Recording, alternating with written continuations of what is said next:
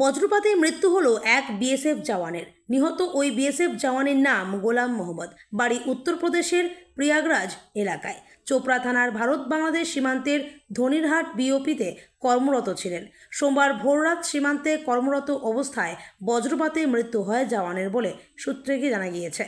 সোমবার ইসলামপুর মহকুমা হাসপাতালে ময়নাতদন্তের পর দেহ নিয়ে যাওয়া হয়। গোটা ঘটনায় শোকের ছায়া জওয়ানদের মধ্যে।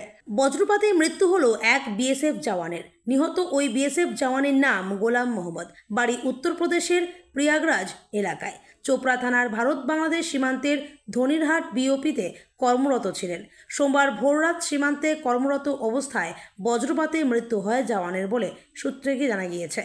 সোমবার ইসলামপুর মহকুমা হাসপাতালে ময়নাতদন্তের পর দেহ নিয়ে যাওয়া হয়। গোটা ঘটনায় শোকের ছায়া জওয়ানদের মধ্যে।